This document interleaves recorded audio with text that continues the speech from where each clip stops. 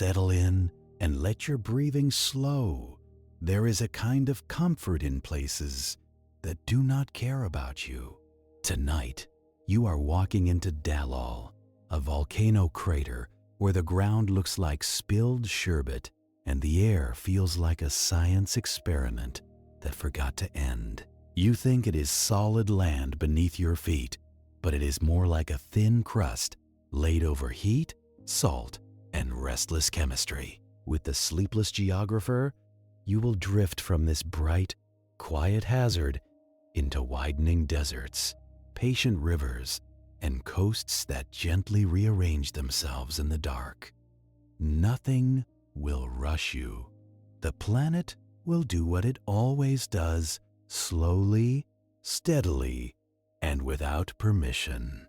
You are in northern Ethiopia, down in the Danakil Depression, where the land has dropped so low, it feels like the sky is pressing on it. The heat is not dramatic, it is simply present, like a heavy hand resting on your shoulders. And the colors around you, the greens and yellows and whites, are not paint. They are minerals, crystallized into strange skins and bubbles, laid down by water that arrived briefly and then evaporated, leaving its receipts behind. You think you are looking at a cheerful landscape, something playful, candy colors, soft curves, but the palette is a warning label. Those bright crusts can be salt, sulfur, iron, and other things your body does not want to negotiate with. Here, the ground is chemistry made visible, and the air can be part of the experiment. Dallol sits on top of an old volcanic system, not the postcard kind of volcano with a perfect cone and a heroic plume. This is more like a damaged machine. Under the floorboards, heat rises, gases escape, groundwater and brines move through cracks, pick up minerals, and come back to the surface as hot springs, acidic pools, and steaming vents. And because the Danakil is one of the lowest, hottest places you can walk into on Earth, evaporation works overtime. Water appears, then disappears. They build up in layers, thin crusts, delicate rims, brittle plates that can look sturdy until you step wrong. In places, the surface has the texture of dried frosting. In other places, it is a crunchy salt crust, the kind that would be satisfying to break if it were not sitting above heat, gas, and sometimes cavities. The ground here can be a thin lid over something still moving. Congratulations, you have found a place where solid is more of a suggestion. Some pools look calm. A shallow bowl, a smooth skin of liquid, a gentle wisp of steam. But the calm is misleading. The water can be hot enough to scald and acidic enough to irritate skin, eyes, and lungs. Acid in this case is not a dramatic splash.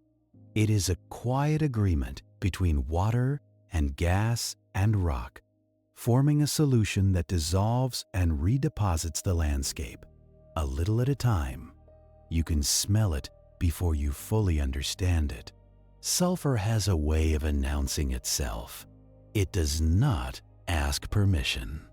It moves into your nose and tells you, in plain language, that something underground is still cooking. Hydrogen sulfide, sulfur dioxide, names that sound like items on a lab shelf. In human terms, they mean your throat tightens, your eyes sting, and your body starts making small, urgent decisions. This is one reason you would not survive here for long without planning. It is not just the heat, though the heat is relentless. It is also the air. At Dallol, the hazard can be invisible. A pocket of heavier gas can settle in a low spot. The wind can stop. The ground can vent something you cannot see, and your lungs will be the instruments. and your instruments are not calibrated for this. The Danakil Depression is part of a larger story, one of those slow stories the planet tells while humans are busy doing faster, louder things. This region sits near a triple junction, where tectonic plates are pulling away from each other. The African plate is splitting, slowly, patiently, into pieces that will someday become a new ocean basin. Not soon in your time, but soon in Earth's time, which is the kind of time that does not care about your calendar. When the crust stretches, it thins. When it thins, heat from below gets closer to the surface. Magma does not need to explode to change everything. Sometimes it simply warms the plumbing. It turns groundwater into hot brine. It drives gases upward. It creates a landscape where the most ordinary thing, water, becomes a solvent, a carrier, a sculptor, and sometimes a weapon. You move carefully because the ground is not uniform. Some areas are hard and sharp, like broken porcelain. Some are soft, like wet clay under a crust. There are places where salt has built little terraces, delicate steps that look like miniature castles. They form as mineral-rich water spills and evaporates, over and over, building edges like lace. And then there are the vents, small openings where warm air breathes out of the ground. The sound is subtle, almost domestic, like a kettle that will never quite boil. Steam rises in thin columns, then disappears into the bright air. You can feel the warmth on your shins if you stand close. You can also feel how quickly that warmth becomes too much. The strange part is how quiet it can be. You expect danger to make noise, but geology is rarely theatrical on the human schedule. The planet does not shout most of the time. It whispers, it leaks, it shifts. It leaves evidence in stains and crusts and a faint taste in your mouth. Dallol is famous for being one of the hottest inhabited or near-inhabited areas on Earth. But even that fact can trick you. Heat is not just a number. It is the way your sweat stops being helpful. In dry air, sweat can evaporate too fast, leaving you dehydrated without the relief. In humid pockets near vents, sweat clings and warms, like your own body is working against you. You find that your sense of time changes, not because you are relaxed, because your body is spending its attention on staying functional. Every step is a small assessment. Is this crust thick? Is it hollow? Is that steam just water vapor? Or is it carrying something that will hurt your lungs? Humans have tried to work here anyway. Of course they have. People extract salt in the Danakil. They move across the flats in caravans.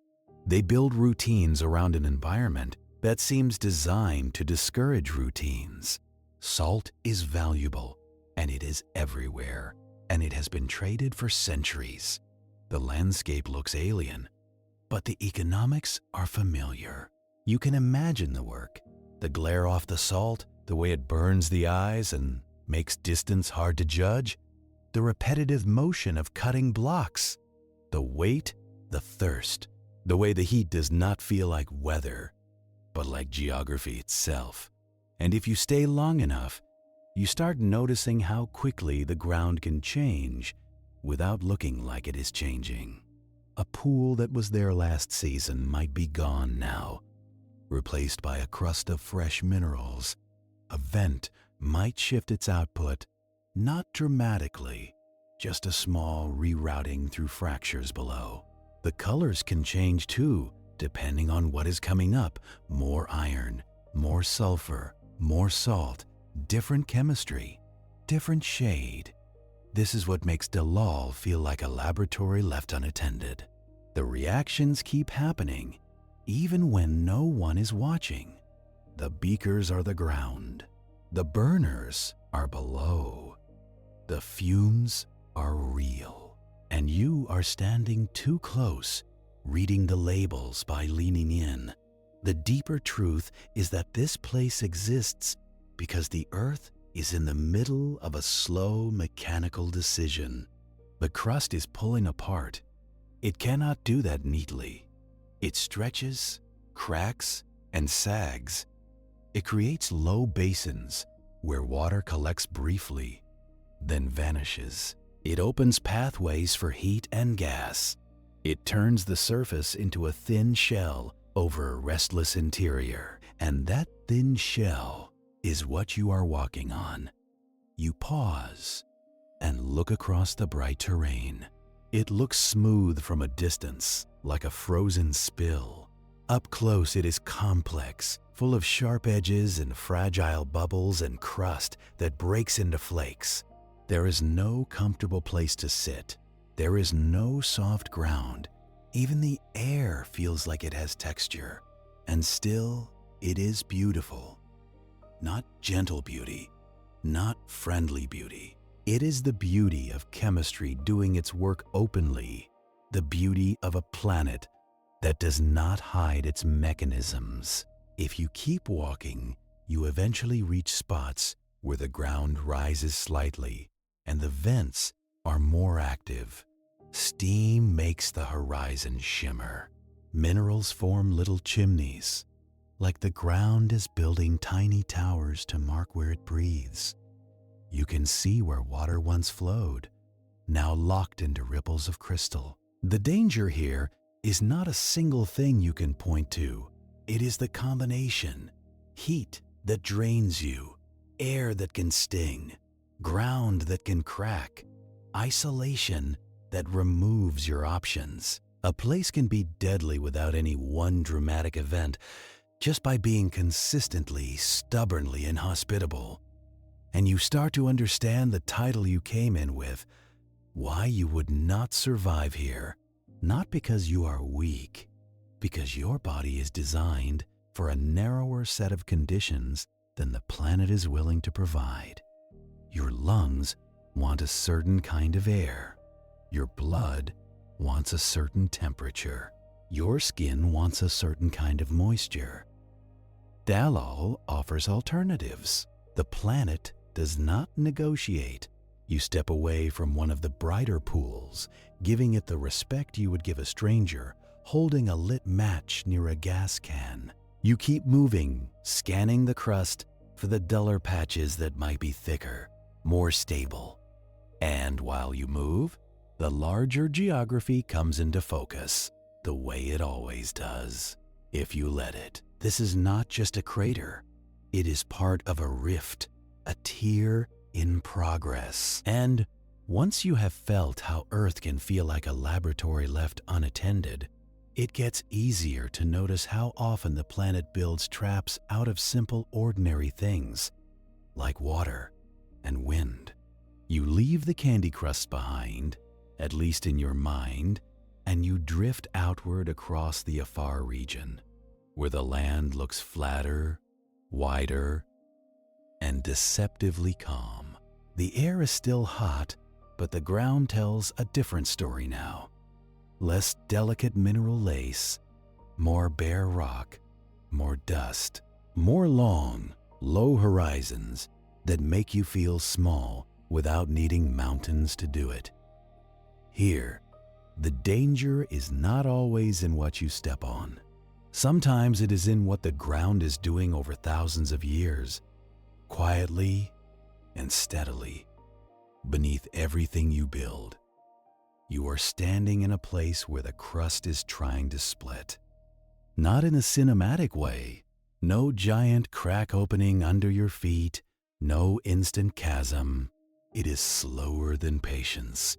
It is the kind of motion that would be invisible if you did not measure it, if you did not watch the same landmarks for decades and notice they are not where they used to be. The Afar Triangle is where three tectonic systems meet: the Red Sea Rift, the Gulf of Aden Rift, and the East African Rift. All converge here, like three seams pulling apart on an old garment. The crust is being stretched, and when you stretch rock, it does not behave like rubber. It breaks, it faults, it drops in blocks. It forms long valleys called grabens and raised blocks called horsts, names that sound like furniture brands, but are really the architecture of a planet under tension. You might expect a rift to look like a single crack, but it looks more like a broad, wounded landscape, a zone, a region of fractures, step-like fault scarps, and basins that sink a little at a time. The land here is low partly because it has been pulled thin, and partly because it has sagged as the crust loses its support, and the heat comes with it. When the crust thins, magma can rise more easily. It does not always erupt at the surface. Sometimes it stalls underground, intruding into cracks as dikes, vertical sheets of molten rock that cool in place. In human terms, imagine the earth injecting itself with hot stone, like it is filling its own fractures with glue. Except the glue is basalt, and it is still hot enough to rearrange the chemistry of everything nearby. Every so often, the rift reminds people it is active. There are earthquakes, not always large, but sharp enough to rattle the idea that the ground is stable. There are fissure eruptions where lava comes out of long cracks rather than a single cone. There are moments when the crust shifts in a way you can measure in days, not centuries, but most of the time, it is quiet. The quiet is the point. The rift is a project that takes millions of years. The ocean is not here yet, but the script is familiar. Stretch the crust, thin it, let magma rise, let the land sink. Let seawater one day invade the low basin. Let a new coastline form where there used to be dry land. It has happened before. It will happen again. You are simply catching the earth mid-sentence. You look at the flatness and you understand why people live near it. Flat land feels usable. It feels practical. You can move across it. You can graze animals. You can build. You can pretend the horizon means safety. And people do live in Afar, with pastoral lives shaped by harsh climate, sparse water, and the reality of distance. Humans are very good at living next to slow threats.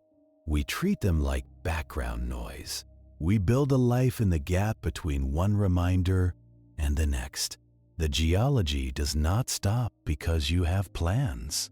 It does not stop because you have livestock. It does not stop because a town grew up near a fault line. The rift keeps pulling. The crust keeps adjusting. The magma keeps waiting for its chance to rise. And if you listen, not with your ears, but with your imagination, you can almost hear it. A slow, deep creak. Two sides of a continent moving away from each other the way two shopping carts drift apart in a parking lot, except the parking lot is the lithosphere, and the drift will eventually open a sea. Congratulations! You are standing on a future ocean floor. It is a strange comfort in a way to know the land under you is not permanent, that the map is not finished, that the planet is still drawing new lines, even if the ink dries slowly. And because the rift pulls the land down, it also helps create the kind of basins where extreme environments thrive. Low elevation traps heat. It traps salt when water evaporates. It encourages the formation of flats and crusts and mirages. It sets the stage for the next part of the story, the one that does not rise from below. Speaking of slow warnings, the next ones do not come from magma.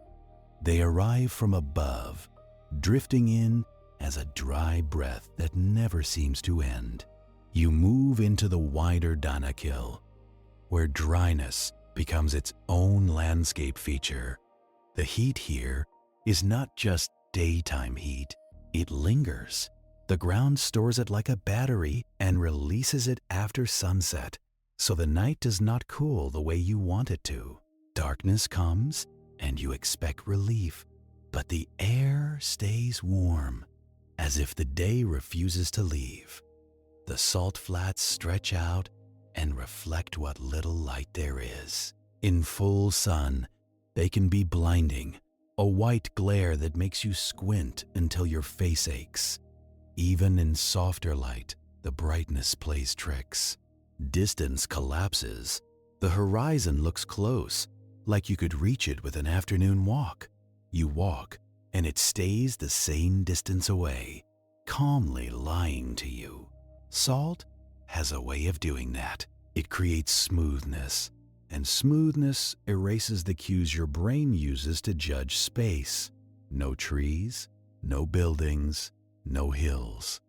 Just a flat, pale surface and a line where sky meets land. Your mind keeps trying to measure it and keeps coming up short. Water becomes the main storyline here. Not the romantic kind, not streams and waterfalls. Water as a resource you count and guard. Water as weight in a container. Water is the first thing you think about when you wake up, and the last thing you worry about before sleep. In the Danakil, water is either absent or it is present in the wrong form. Brine, acidic pools, salty, seepage. Water you can see, but cannot drink. This is one of the older cruelties of geography.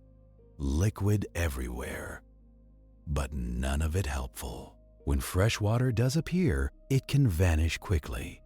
The combination of heat and wind pulls moisture from skin and soil. Evaporation here is not a gentle process. It is aggressive. A puddle becomes a stain, then a crust, then a memory. The minerals left behind build their own harsh little topography. Ridges of salt, polygons of cracked crust, flakes that crunch underfoot like brittle glass. The dryness also changes your body's sense of effort. Walking feels expensive. Breathing feels dry, like air is a powder you inhale. Your lips crack. Your throat demands constant attention. Even when you are still, your body is losing water. Quietly, persistently, like a slow leak you cannot find. And the horizon keeps its promises vague. You spot a darker band and think, maybe rock, maybe a rise, maybe... It takes a long time to arrive, and when you do, it is often smaller than it looked. A low ridge, a patch of darker salt, a place where the wind piled dust into a line. This is how deserts drink you first. Not by swallowing you whole, by taking small sips. A bit of moisture here, a bit of energy there, a bit of confidence when distance turns out to be larger than it looked. Humans, predictably, keep moving through it anyway. Salt caravans have crossed these flats for generations, carrying blocks cut from the crust. The salt is shaped into manageable slabs, loaded onto animals, and walked out of the depression toward higher ground. It is slow work in an environment that does not reward slowness, but also does not allow speed. And there is something almost hypnotic about it. The steady pace, the repetitive landscape, the way survival becomes routine. Deserts are not empty. They are simply sparse, and the life that exists here has learned to be careful with every drop. The Danakil's dryness is made worse by geography that blocks moisture. Surrounding highlands can steal rain. Air rises, cools, and drops its water elsewhere, leaving the low basin in a rain shadow. In simple terms, the clouds do their work on the way to you and arrive already tired. So you stand in a place where the ground is hot, the air is dry, and the water is mostly salt. It is not personal. It is just the outcome of shape and elevation and wind patterns. The earth setting terms. If you walk long enough, you start craving something simple, not a miracle. Just a single honest stream, a place where water gathers and stays, where it does not immediately turn into crust. And that craving is a good compass, because it pulls you toward the parts of the planet where water becomes patient. And when you finally crave a single honest drop of fresh water, it is time to follow the places where water gathers, quietly at first, then learns how to carve. You follow the gradient the way water does, down from the harsh highlands into gullies that start as scratches. Then learn commitment. Here, the first streams are shy. They hide under rocks and slip through grass and pretend they are not building anything. But you know better now. Water never stays small for long, not if it can borrow time. At first, it is just a thread of clear movement over dark stone. It gathers in the easiest places, where the ground dips, where the soil is loose, where yesterday's rain found a shortcut. You crouch near it, and you feel the cold that the desert refused to give you. The stream is not generous, but it is honest. It tastes like the world before salt took over. And the strangest thing is how ordinary it looks. If you came here as a day trip from a comfortable city, you might call it peaceful. You might take a photo of sunlight on ripples and miss the fact that you are watching a demolition crew clock in for work. A river does not need to be dramatic to be powerful. It only needs to keep returning. You walk alongside it, and you start seeing the small signs of that persistence. Pebbles that look polished, like someone has been worrying them in their hand for years. Sand that is sorted into neat bands, coarse here, fine there, because water is picky. Silt that settles in quiet pockets, like soft flour, waiting to be lifted again when the current remembers its job. You think you are watching water flow downhill. Wrong. You are watching energy spend itself. Gravity gives the river a budget, and the river uses it to rearrange the land. Not all at once, not in a heroic moment. It does it the way you clean a room you do not want to clean. One small, reluctant motion at a time, until suddenly the whole place looks different, and you cannot remember when it happened. Up in the steeper country, the river is young and impatient. It cuts down instead of sideways. The channel is narrow, the water is quick, and the sound has an edge to it. When it hits rock, it does not politely go around. It looks for weaknesses, cracks, soft layers, places where yesterday's freeze and thaw already did some of the work. This is where you learn that erosion is not just scraping, it is leverage. Water wedges into tiny fractures. It lifts grains. It carries sand like sandpaper. It bounces stones along the bottom, knocking and tapping like a slow percussion section that never takes a break. Geologists call it abrasion, which sounds like a mild annoyance. In human terms, it is the river dragging a belt sander across the bedrock for thousands of years. You watch the channel bend around an outcrop, and you see the first hint of river personality. The outer bank is steeper, darker, freshly bitten. The inner bank is softer, lighter, padded with new sand. This is how a river writes in cursive. It leans into curves, it erases one side, it edits the other. Every bend is a small argument with the landscape. On the outside of the curve, water moves faster and it eats.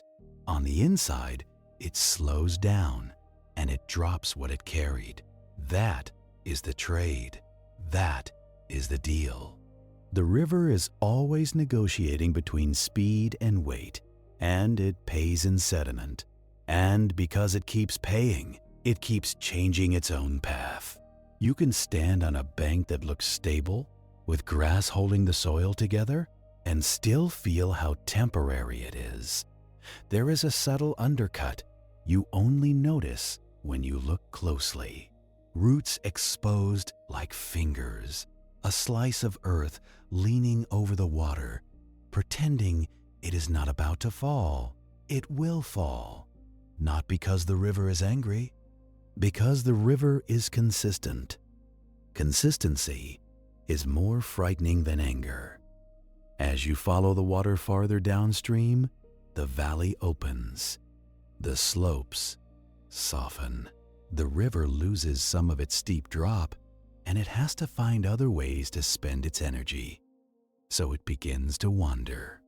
It becomes less of a blade and more of a sweeping broom. Now you are walking through a floodplain, even if it is dry today. A floodplain is what happens when a river gets tired of staying in one lane. It spills out during high water, slows down, and drops a thin blanket of silt. Over time, those blankets stack up. They make soil deep and rich and dangerously attractive to humans. Of course humans show up. They always do. You look across the flatland and you can already imagine it filled with fields, houses, roads, neat lines of trees. People see a floodplain and think, finally, a place that makes sense. Flat ground, good soil, easy access to water. Congratulations. Your dream home is built on the river's favorite place to stretch its legs. Floods are not a malfunction. They are part of how a river works. When a river overflows, it is not necessarily punishing you. It is doing what it has done for longer than your language has existed. It is moving sediment from one place to another, smoothing the land, building banks, creating new channels, and occasionally reminding everyone that maps are temporary. In some places, the river builds its own walls as it floods. Natural levees form when the water spills out and drops the heavier sand right near the channel edge. Over years, that builds a raised ridge along the river, like the river is stacking sandbags for itself. Behind those ridges, the finer silt and clay settle in quieter water, making back swamps and wetlands. From above, it would look orderly. From the ground, it feels like a patchwork of damp and dry, firm and soft, solid and suddenly not. And the river keeps shifting across it all. You might find an oxbow lake, a curved ribbon of water lying in the grass, like a forgotten question mark. It used to be part of the main channel. Then the river cut a shortcut during a flood or a season of high flow and abandoned the loop. The old bend becomes still water. It fills with reeds, then mud, then soil, and eventually it becomes just a faint curve in the landscape. The river is not loyal to its own history. If you stay with it long enough, you begin to see how a single raindrop can become a faraway beach. It starts in the hills as fresh water and ends in the sea carrying a cargo of ground-down mountains. The river is a conveyor belt, but it is also a storyteller. Every grain of sand in its bed used to be something else: granite, basalt, limestone, until time and friction turned it into something small enough to travel. The river is how the high places become low places. And if you listen closely, you can hear different kinds of sediment in the sound. Coarse gravel makes a deeper clatter. Fine sand makes a hush. In a flood, when the river is thick with silt, the water looks heavier, more opaque, like it is carrying a secret. That brown color is not dirt in the childish sense. It is the landscape in transit. You walk along a bank and watch the water undercut a root mass. The root holds for a while, stubborn, like it believes in permanence. Then the soil gives in and a slab collapses into the current. The water does not celebrate. It simply accepts the gift, breaks it apart, and moves on. That is the river's personality. Patient, unbothered, always on schedule. This is also where people misunderstand rivers the most. We build near them, we straighten them, we dam them, we fence them in with rock and concrete. We call it control. The river calls it a temporary inconvenience. When you force a river into a straighter channel, the water often speeds up because you remove the bends that used to slow it down. Faster water means more erosion downstream. It means deeper scouring. It means the river digs its own bed lower, which can drop groundwater levels nearby.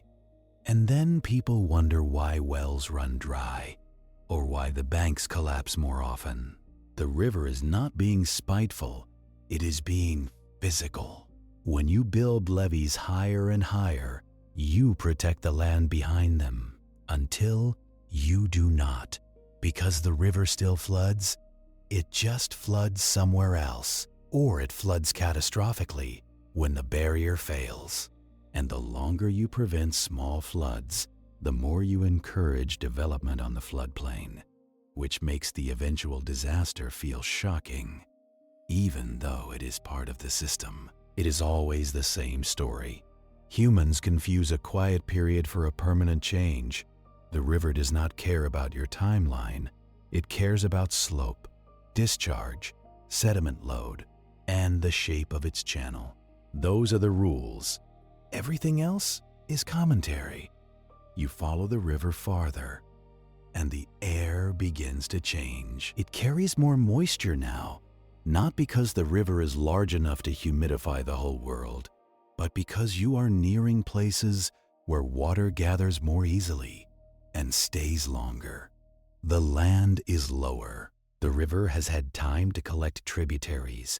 The channel is wider, and the current is less frantic. You start seeing islands of sediment, bars built in the shallow sections, reshaped each season.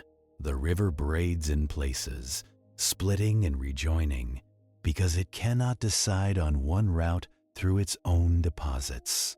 In other places, it becomes a single, deep thread, dark and smooth, sliding past the banks like oil. And always, it is carrying the land away. Eventually, the river begins to flatten out even more. You can feel it in your legs because walking beside it becomes easier. The valley broadens into a lowland. The river starts to slow, and when water slows, it drops what it cannot carry. That is how deltas form, where rivers meet standing water and suddenly lose the ability to drag their sediment forward. A delta is a river trying to keep going, even when the sea tells it to stop. You can picture the sediment spreading out, building new land in a fan shape, branching into distributary channels like the river is growing fingers. The land here can be new in the most literal sense. It might have been underwater in your grandparents' time. It might still be underwater during a storm surge or a high tide. The ground can be soft, layered, saturated, and easily persuaded to move, and people still build there because new land feels like opportunity. They plant rice in floodplains. They build ports on deltas. They drive piles into mud and pretend it is bedrock. They forget that a delta is a compromise between river and ocean, and compromises can break when either side changes its mind. And as you keep drifting with the water, you begin to smell the salt before you see it. The air becomes sharper, more open. The wind feels less filtered. Birds change. The sky seems bigger because the land is so flat now that nothing interrupts your view. The river's surface becomes slightly restless, as if it senses the pull ahead. Then, finally, you reach the place where the river meets the sea, where fresh water and salt water press against each other, mixing in slow swirls, arguing about density and temperature. Sometimes you can see the line, a faint shift in color, a slight change in texture. The river is lighter, less dense, and it rides over the salt water for a while before fully blending. It is a quiet collision, and you stand at that edge and realize the river's entire life has been about getting here. Not because the sea is a reward, because gravity always wins, and the lowest place is the ending written into the beginning. But the sea is not an ending. It is just another kind of movement. Because the coastline you are looking at, the boundary between land and ocean, is not a fixed line. It is a suggestion the planet revises constantly. And if you keep watching, you will see the revision happen in real time, not just over centuries. The coast is one of the few places where geology moves fast enough to feel personal. Waves arrive with a rhythm that seems gentle until you remember that each wave is a small impact, one after another, an endless series of punches that do not need to be strong because they do not need to stop. They only need to keep arriving. You walk along the shore, and the first thing you notice is sound. The hush of pebbles rolling back and forth, the slap of water against rock, the faint crack when a wave hits a cliff and throws spray upward like a thrown sheet. You think the beach is there to decorate the ocean? Wrong. The beach is a battlefield made of ground down stone. Every grain of sand has a history. It was ripped from a mountain, or crushed from a cliff, or shaved off a coral skeleton, then carried, sorted, and finally parked here for a while. The beach is storage, but it is temporary storage. Storms will withdraw it like a bad landlord. Calm seasons will return it like nothing happened. You can see how the sand organizes itself. Coarser grains higher up the shore because bigger pieces can resist the backwash. Finer sand lower down because it is easier to lift and move. Lines of seaweed and shell fragments mark the high tide, like the ocean, leaving a note about where it reached last night. Sometimes the note moves. If you stand near a cliff, you can watch the coast in its more dramatic mood.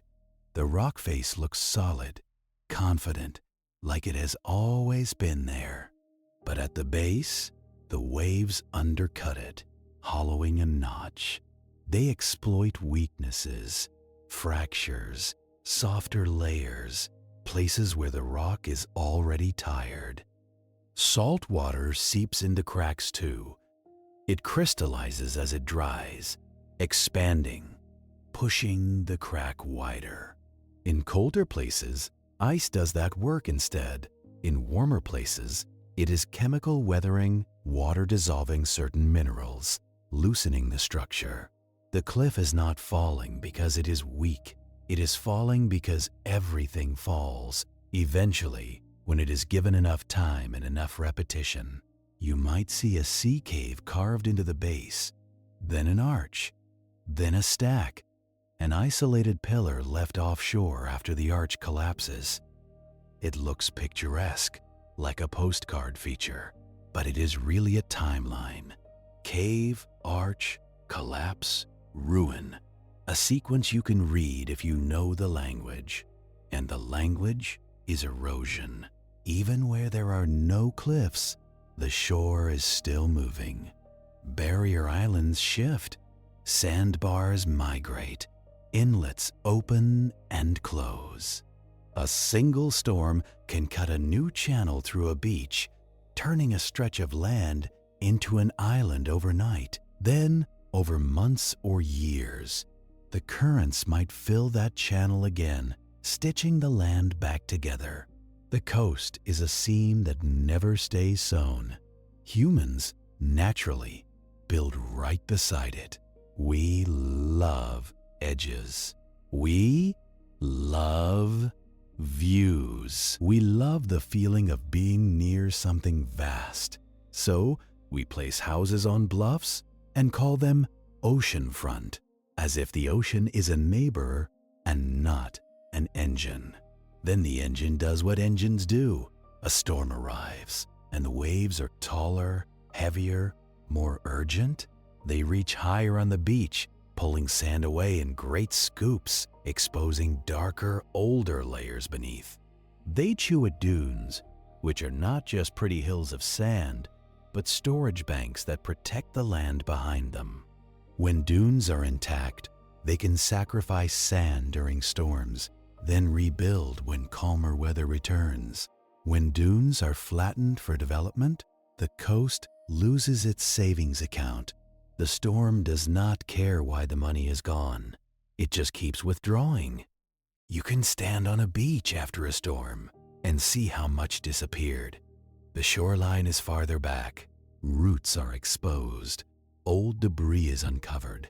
Sometimes you find layers of compacted sand and shells that were buried years ago, now revealed like an open book. Coasts are honest that way.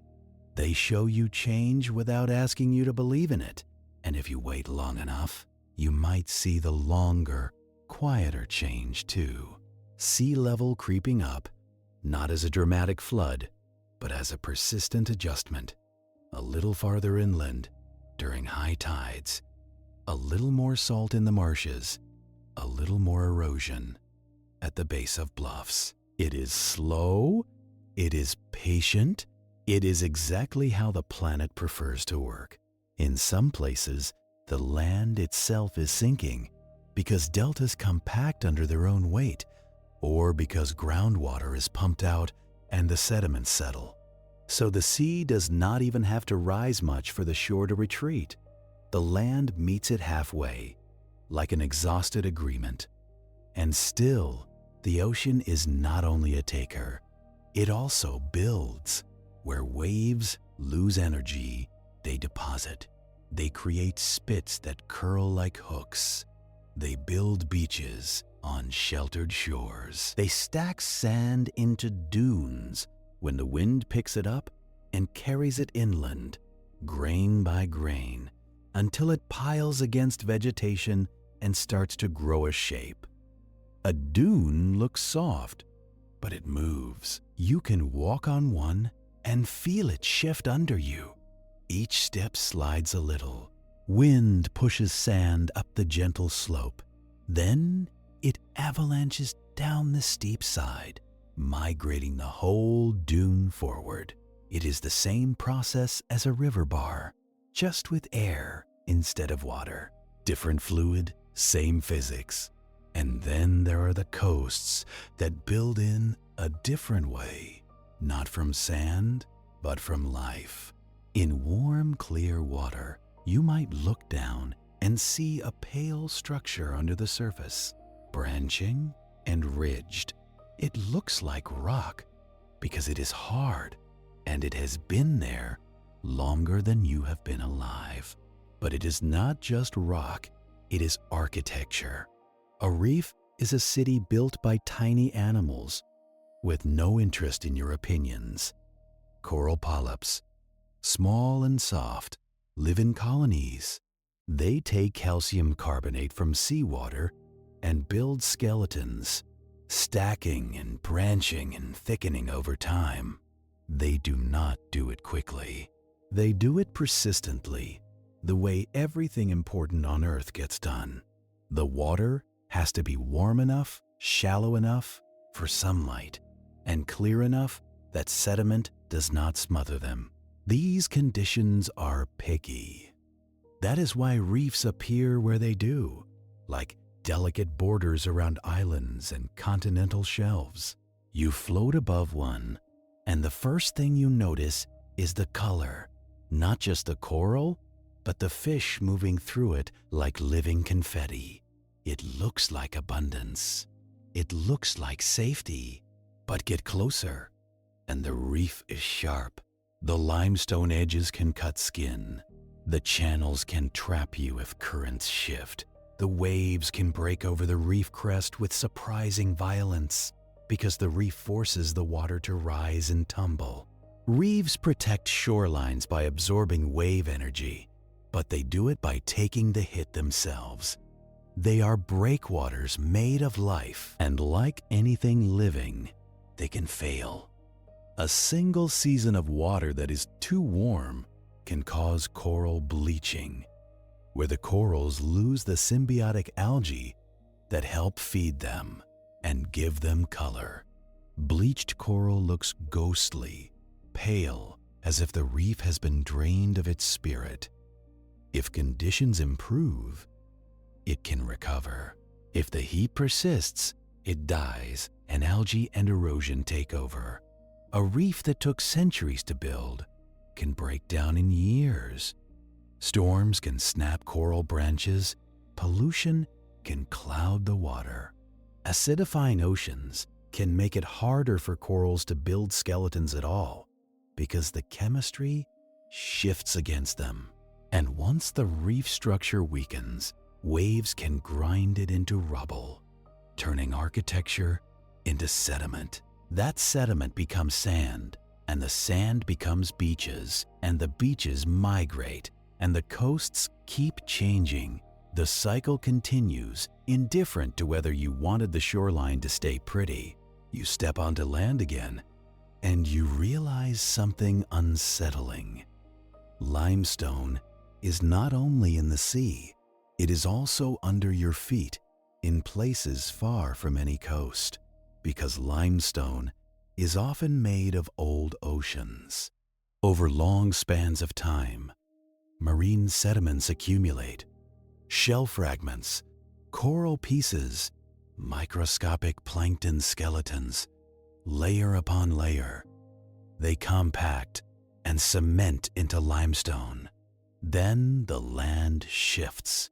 Tectonic forces lift those old seabeds up. Sea level changes. The ocean retreats. And suddenly, you are walking on the floor of an ancient sea, now dry, now part of a continent. Congratulations, you are strolling across someone else's vanished coastline. Limestone has a particular habit. It dissolves. Rainwater picks up CO2 from the air and soil, forming a weak carbonic acid. Weak, but persistent. It seeps into cracks in limestone and slowly enlarges them. Over years, over thousands of years, those cracks become passages. Those passages become caves. The ground becomes honeycombed. This is karst terrain, which sounds like a villain and behaves like one too. From above, karst landscapes can look like they have acne. Sinkholes, depressions, sudden holes where the roof of a cave collapsed. The surface drainage is strange. Streams vanish into the ground, traveling through unseen tunnels, then reappear miles away as springs. You can stand over what looks like normal pasture and not realize there is a void beneath you. The grass is green. The soil seems fine. But below, water has been quietly stealing the stone. Grain by grain, molecule by molecule. Sinkholes do not always announce themselves with drama. Sometimes they form slowly as the soil settles into a growing cavity. Sometimes they collapse suddenly, especially after heavy rain, when water adds weight and removes support. One day, there is ground. The next day, there is absence. Humans build on karst too, because humans build everywhere. Then they are surprised when the Earth's slow bookkeeping catches up. Caves themselves are a kind of underground coastline, shaped by flow. Water enters through cracks, dissolves limestone, carries it away in solution. Inside, where dripping water loses CO2 to the cave air, it deposits minerals again, building stalactites that hang like teeth and stalagmites that rise like blunt fingers. The cave is a record of patience. Each drip leaves a tiny ring of calcite. Over centuries, those rings become columns. The process is slow enough that you can almost hear it if you are quiet. Drip, pause, drip, like time tapping its finger on stone. And when you walk out of the cave into daylight, you carry that thought with you. The ground is not always solid. It can dissolve. It can hollow. It can change shape without moving at all on the surface. Once you accept that, it becomes easier to accept another unsettling truth. The ground does not only collapse, sometimes it rises because the planet refuses to stay flat. Somewhere ahead, the land begins to fold and lift, the way fabric bunches when you push it from both sides. You feel it as a change in effort first. Walking becomes climbing. Air becomes thinner, cooler. Plants change. Trees become smaller, then disappear. Mountains are the Earth's bruises, raised where plates collide, where crust thickens, where rock is forced upward against gravity's preferences. You approach the lower slopes and you see layers exposed in road cuts and cliff faces. Strata tilted, folded, broken, like someone took a stack of papers and pushed from the ends until it buckled. That is essentially what happens, except the papers are sedimentary rock, and the pushing takes millions of years. Tectonic plates move like slow machinery. They drift, collide, and grind. When two continents meet, neither wants to sink easily, because continental crust is buoyant compared to oceanic crust. So instead of one sliding neatly under the other, the crust thickens and crumples. It rises. This is Uplift, which sounds clean and inspirational.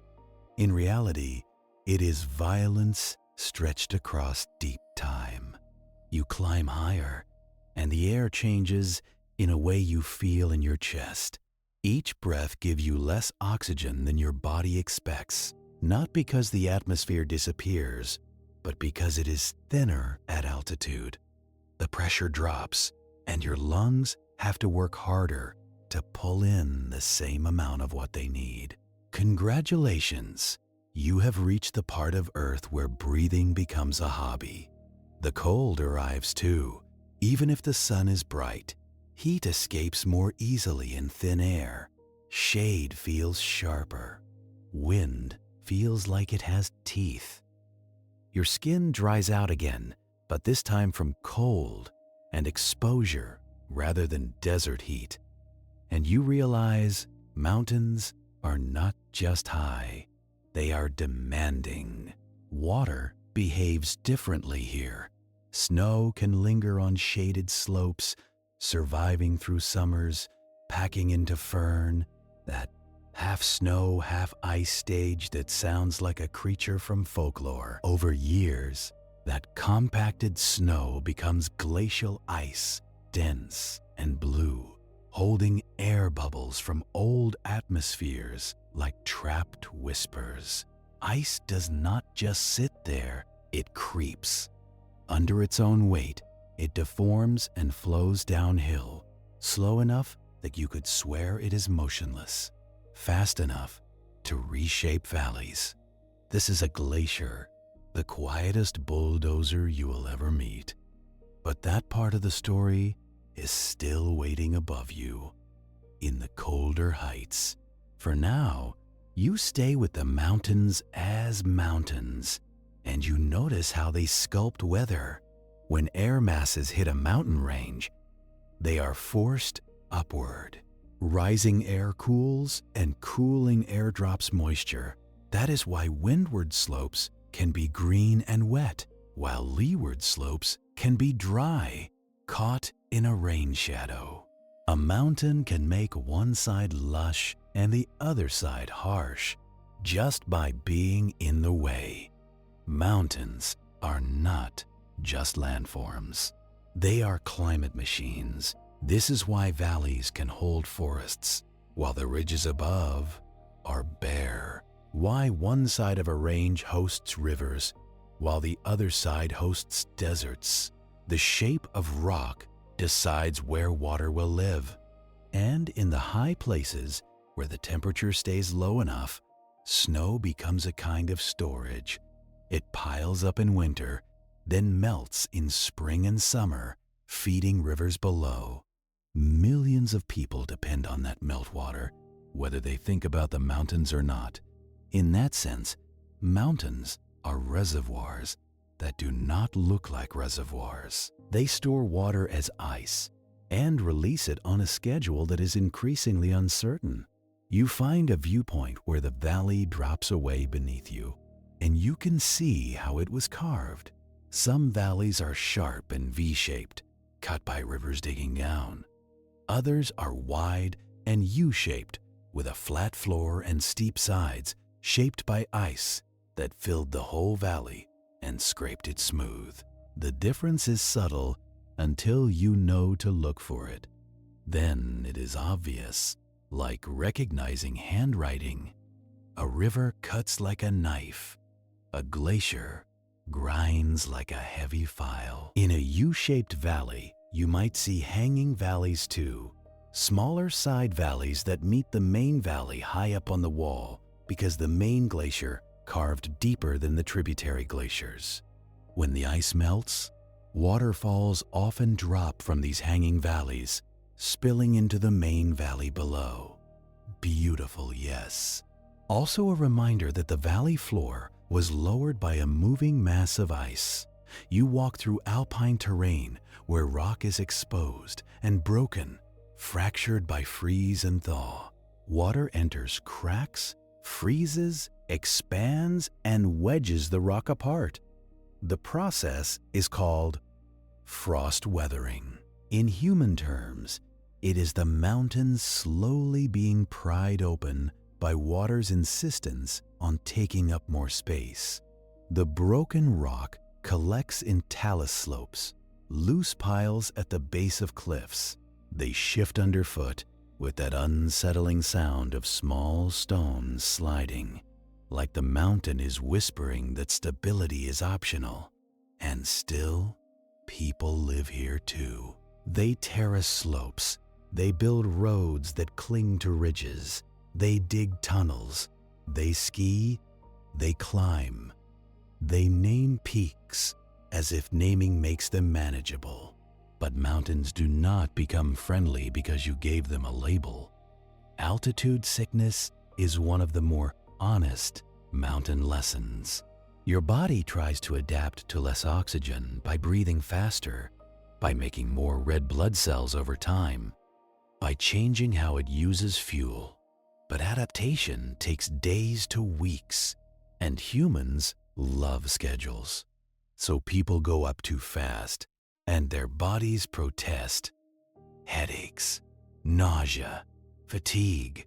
In severe cases, fluid can build in lungs or brain. The mountain does not care if you had a permit for this. It only cares how quickly you changed your elevation. Even the sun is less kind up here. With less atmosphere above you, ultraviolet radiation is stronger.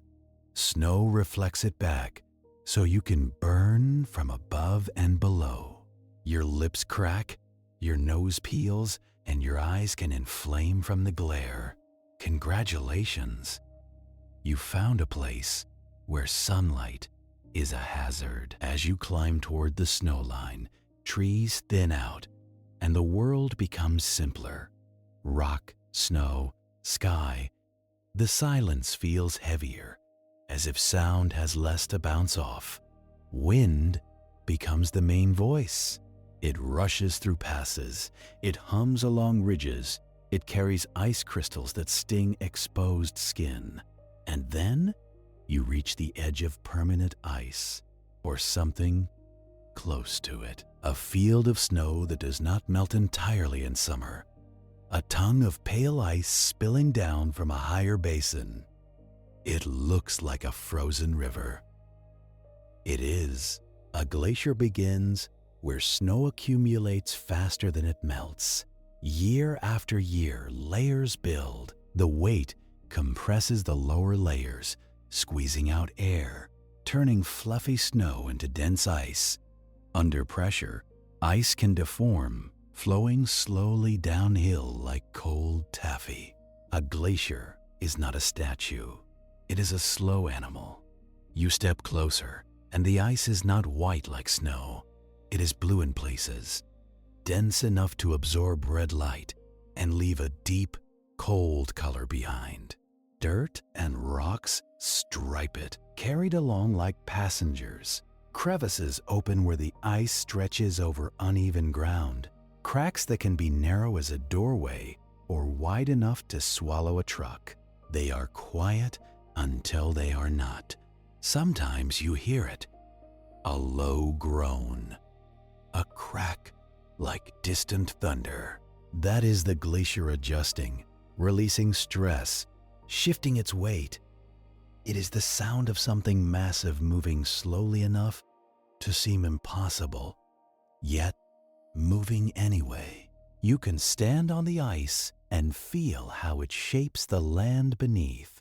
Embedded rocks at the glacier's base scrape bedrock, carving grooves called striations. The glacier plucks blocks from the ground when meltwater refreezes in cracks, wrenching pieces loose.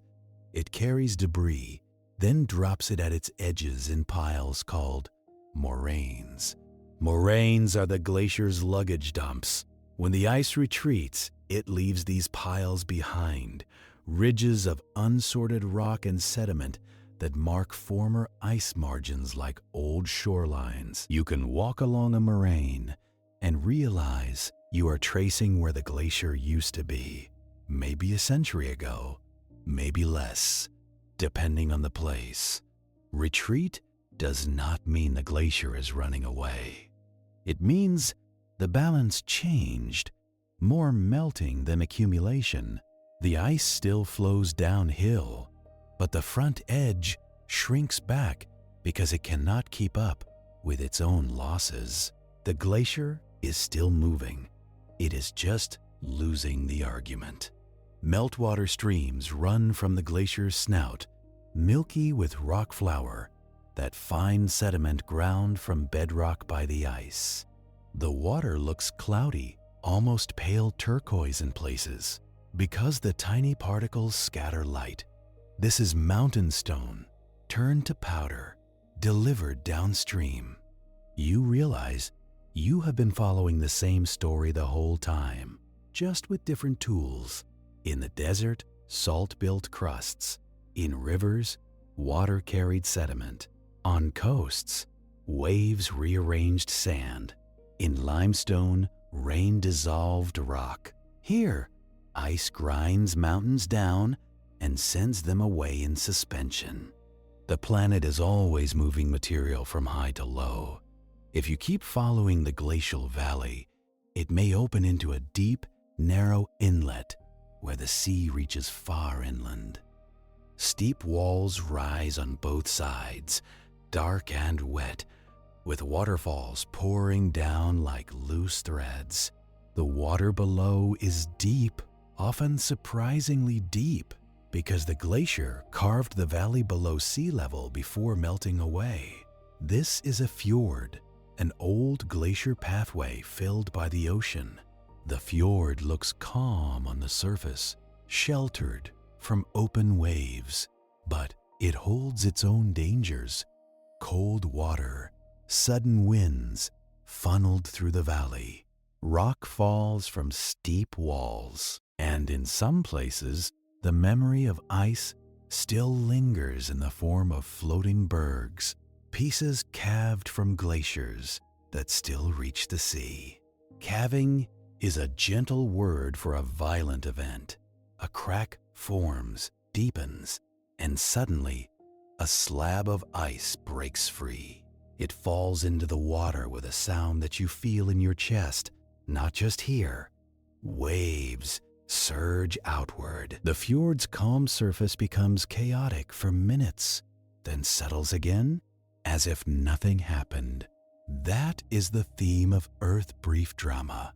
Long calm, endless repetition. You stand near the water's edge and watch small pieces of ice drift, melting quietly, returning water to the sea. It is tempting to romanticize it, to call it pure, to call it timeless. But ice is not timeless. Ice is a phase, a temporary state, a storage method that works only as long as temperatures allow it. And as the world warms, the storage leaks. Sea level rise is not just about ice floating and melting. Floating ice already displaces water. The bigger contribution comes from ice on land, glaciers, and ice sheets, adding new water to the ocean as they melt. Also, warmer water expands, taking up more space. It is an unglamorous mechanism. Thermal expansion, the ocean quietly swelling like a warmed drink in a glass. Coasts notice. Salt marshes notice. People notice when their basements flood more often. The planet is not subtle forever. It just prefers to be subtle first. You turn away from the fjord and look back up valley at the glacier's source high in the mountains. You can almost see the flow lines, the way the ice has been moving around obstacles, squeezing through narrow spots, widening in basins. It is like watching time itself take a route downhill. And once you have listened to ice crack in the dark, you begin to crave the opposite sound, not the brittle snap of cold, the low, steady rumor of heat that never fully left, because in other places, the ground is warm even at night, not from stored sunlight, from the inside of the planet. And that is where your attention drifts next, toward landscapes where rock has not finished cooling, and the Earth's interior still leaks through the skin. You step onto a different kind of fresh ground now, and it does not feel friendly. It feels young, sharp, unfinished. Under your boots, the rock is dark and glassy in places, and full of holes in others, like a loaf of bread that rose too fast and never set. You think volcanoes are all about the moment of eruption, the big scene, the dramatic plume, the cinematic panic. Wrong. Most volcanic landscapes are built in the quiet years between the headlines, when heat leaks out in small, persistent ways. You walk across an old lava field, and it is uncomfortable in a very practical sense. The surface is jagged, brittle, and eager to shred anything soft. This is basalt, a common volcanic rock, cooled from runny lava that once moved like thick syrup. In human terms, Imagine the ground was poured, then forgot to sand itself down. Some lava cooled as smooth, ropey sheets folded like heavy fabric. That kind is called Pahoeho, and it looks gentle until you trip on it. Other lava cooled as broken clinkers, rough and blocky, called Ah, and it sounds like what you say when you step on it. Volcanology is occasionally honest that way. The ground holds heat differently here. In daylight, black rock drinks sunlight and refuses to give it back. At night, the warmth lingers in the stone, not as comfort, but as a reminder. This place has an internal thermostat, and it is not set by the sky. You stop near a crack in the rock, and you hear something like a whisper, a thin hiss, then a pause, then another hiss. You lean closer, and the air is warmer against your face, and it smells faintly of minerals. A fumarole, a steam vent, the planet exhaling through a small seam.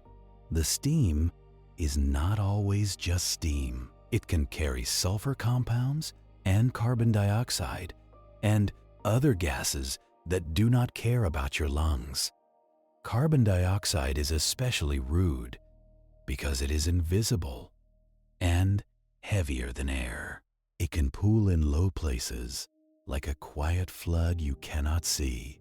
Congratulations! You found an atmosphere that can drown you without water. In volcanic regions, the warning signs are often small: a warm patch of ground, a new crack, a spring that gets hotter or more acidic, or suddenly more productive.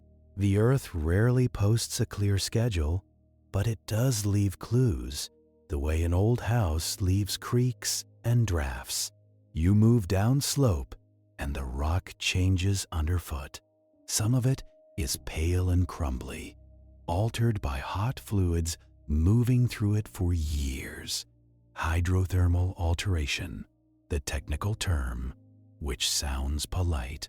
In human terms, it means hot water turns solid rock into weak, rotten material. This matters because altered ground fails. Cliffs collapse more easily. Slopes slide. Craters widen. A volcano can reshape itself without erupting, just by slowly dissolving its own bones from the inside. And then there is the other kind of quiet volcanic work, the kind that builds land, layer after layer, thin flows of lava, cooling and stacking. You can see it in the shape of shield volcanoes, broad and low, like the planet tried to make a mountain, then got tired and laid it down. These volcanoes do not need to explode to be dangerous. Their lava can travel far because it is fluid and it moves downhill with calm certainty. It does not chase you exactly. It simply takes the lowest route. And if your home is on that route, the physics is not interested in your paperwork. You stand on a ridge and picture it not as a single river of fire, but as a slow invasion. Lava oozing forward, crusting over, cracking, oozing again. A moving sidewalk made of heat, carrying the landscape in the wrong direction. When lava meets trees, it burns them and leaves molds behind. When it meets roads, it buries them and the road becomes a rumor under stone. When it meets the sea, it hisses and shatters, making new land out of broken glass and steam. New land sounds heroic. In reality, it is unstable, sharp, and full of voids. It breaks under waves. It collapses into the ocean in slabs. It can create sudden explosions of steam when seawater flashes into vapor inside hot rock. You watch the shoreline in your mind, and it is building and erasing itself at the same time. The sea is chewing on the newest rock, and the volcano keeps offering more. It is a negotiation, and both sides are stubborn. In some volcanic landscapes, you find tubes, literal tunnels in the lava. A lava flow cools on the outside first, forming a crust. Inside, the lava keeps moving, like a river under a roof. When the supply stops, the molten interior drains away, leaving a hollow tube. You can crawl into one if you are brave or foolish, or both. The air inside is cool and still, and it smells like stone. The walls are smooth in places, dripped in others, as if the rock froze mid-motion. It feels like walking through the plumbing of the planet. And above you, the roof is only as strong as the cooling allowed it to be. Sometimes it holds for centuries. Sometimes it collapses and makes a skylight, a round hole opening to the sky. A reminder that even solid lava has weak points, because everything does. You keep going, and you reach a place where the ground looks dusty and red. This is volcanic soil built from ash and weathered basalt, full of nutrients like iron, potassium, and phosphorus. It is rich, and it grows food easily, which is why people take the risk. Volcanic slopes are often crowded, not because they are safe, but because they are fertile. Farmers plant on flanks that have erupted before because the soil rewards them, season after season. Cities expand toward volcanoes because the land is available and the view is good, and humans are very skilled at focusing on benefits. The volcano becomes part of the background until it does not. Some eruptions are explosive, driven by sticky magma that traps gas. Gas builds pressure. Pressure builds violence, and the mountain breaks its own seal. Ash rises into the air and falls like gray snow, coating roofs, fields, lungs. Ash is not soft. It is tiny shards of volcanic glass and rock, and it irritates eyes and airways. It can clog engines, contaminate water, and collapse roofs when it piles up wet and heavy. You imagine standing under an ash fall at night. The world is quiet in the wrong way. The sound of tiny grains hitting leaves, the faint grit between your teeth, the sky erased. But not all eruptions announce themselves with columns of ash. Some hazards travel low to the ground. Pyroclastic flows, fast-moving clouds of hot gas and ash, racing down slopes. They are not flames, exactly. They are density currents, gravity-driven avalanches of heat. In human terms, picture a storm cloud that decided to become a landslide. You do not outrun that. You do not negotiate with it. You hope you are not in its path. And that is most of the strategy. And still, even here, the volcano can be quiet for long periods. Long enough for forests to grow back, long enough for towns to forget the last event, or for new people to arrive who did not see it, long enough for the mountain to look like scenery. That is the trick. Volcanoes age well on the surface. They look stable because your life is short and their schedule is not. You walk higher on the slope and you feel the temperature drop with altitude. The wind is cooler and the rock underfoot is rougher, older, broken down by freeze and thaw. In the distance, you might see a summit crater, a bowl in the mountain's top, sometimes steaming faintly, sometimes filled with a lake. A crater lake is beautiful in the way a loaded device is beautiful. Water collects in the depression, and it can become acidic depending on volcanic gases dissolving into it.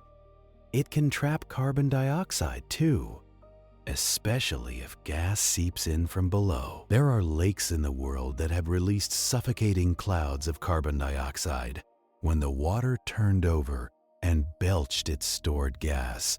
A limnic eruption, the term, which sounds academic. In human terms, it is a lake exhaling and nearby life dropping in silence. So you learn, again, that calm surfaces are not guarantees. They are only appearances. You begin to notice how volcanic landscapes create their own ecosystems. On fresh lava, life arrives slowly.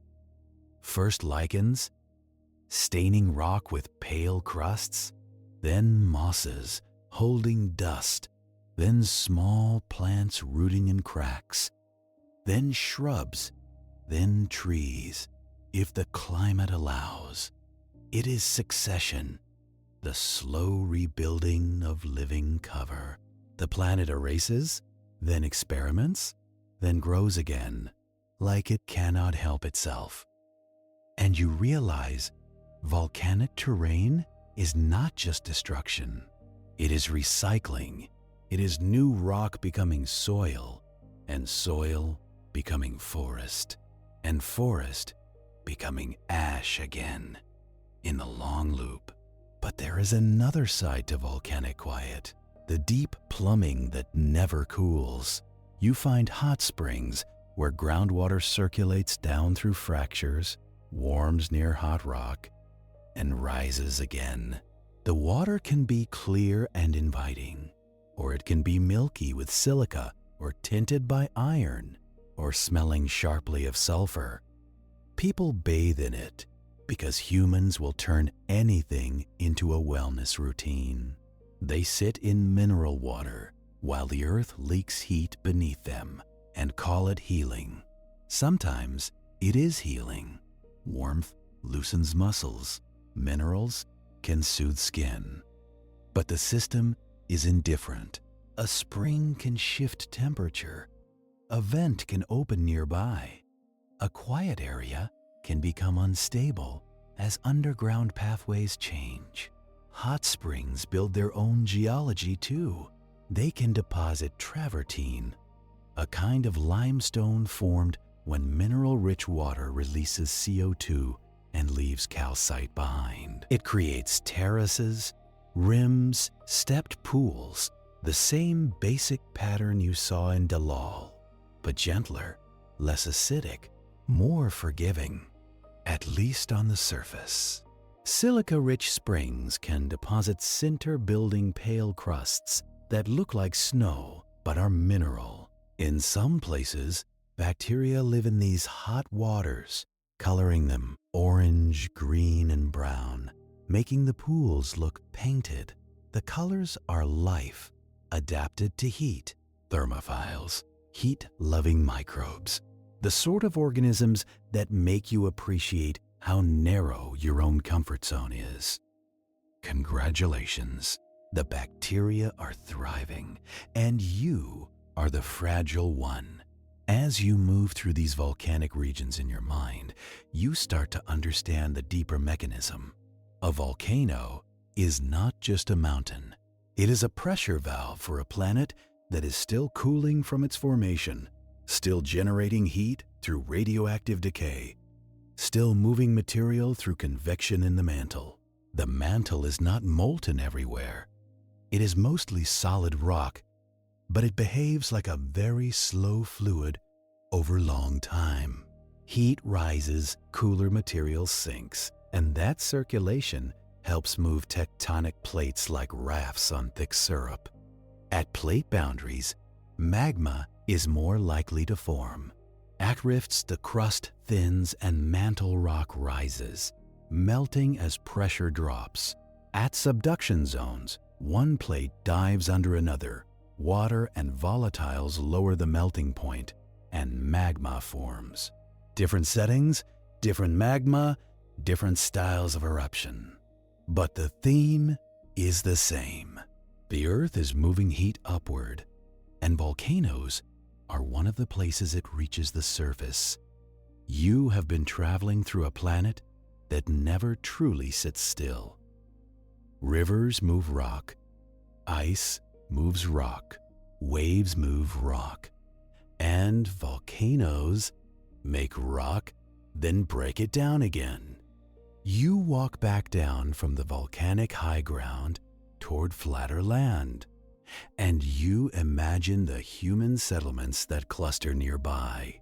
Not because people enjoy danger, usually because people enjoy what danger provides. Volcanic soils grow crops. Volcanic regions have geothermal energy, heat that can be turned into electricity. Volcanic mountains can capture rainfall, feeding springs and rivers. They shape local climate, and they create land that is easy to farm, until it is not. In places like Java, in Indonesia, villages sit on the flanks of active volcanoes because the soil is extraordinarily productive. In Italy, homes and vineyards lie within reach of Vesuvius and Etna because the landscape is generous between eruptions.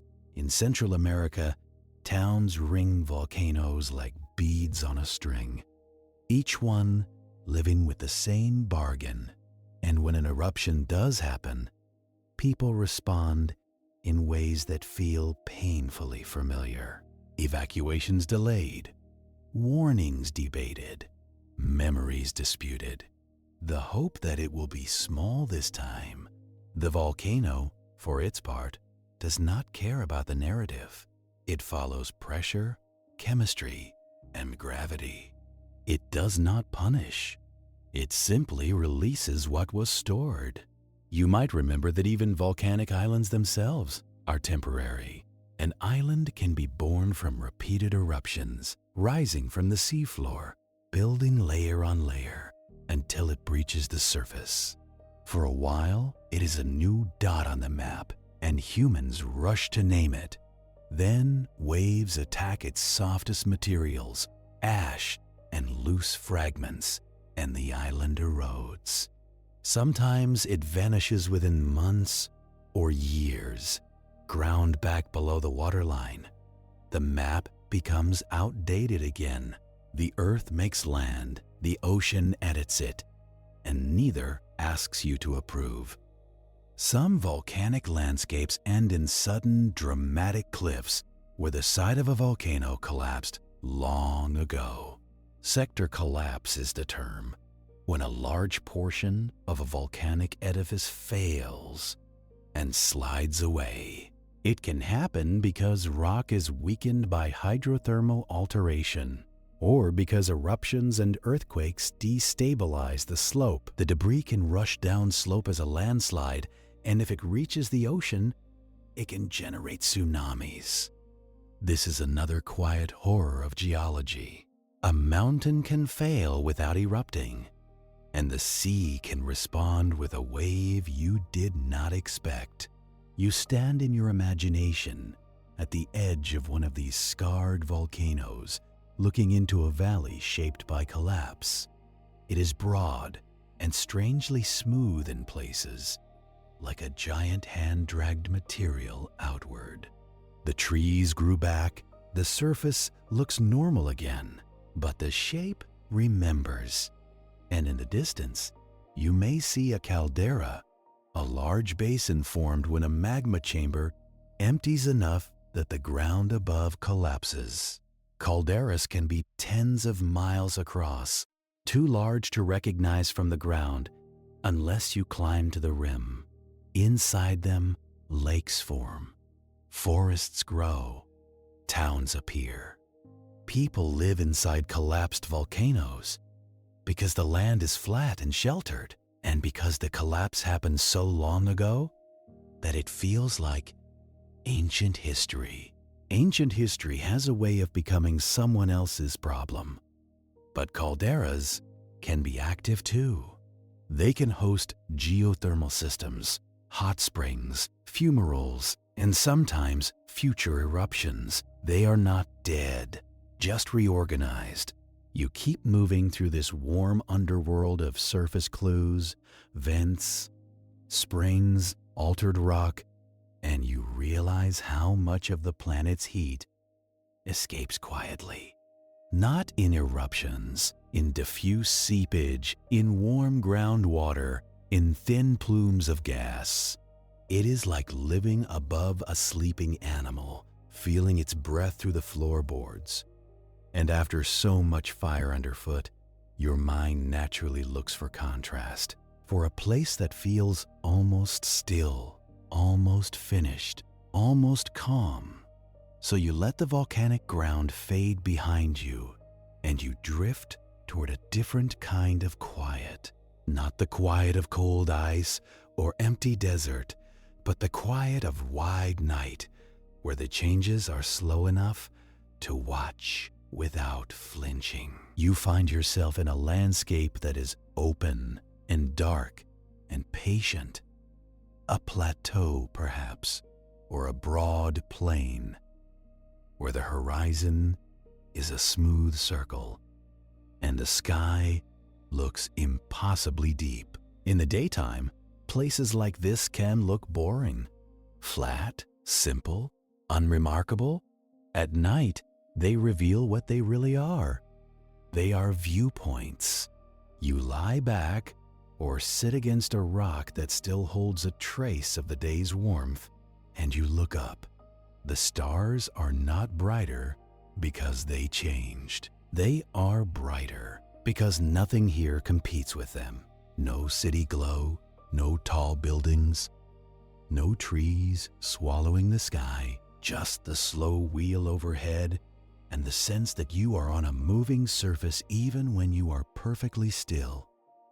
You think of the places you walked through, the chemical crusts of Dallol, fragile and sharp, the Rift Valley splitting the continent by inches each year, the desert that steals moisture before you notice, the river that rearranges land through stubborn repetition, the coast that retreats and rebuilds in the same season, the limestone that dissolves into caves and drops the ground out from under you, the mountains that lift rock into thin air, then let ice grind it back down, the volcanoes that build land from heat, then weaken it from within.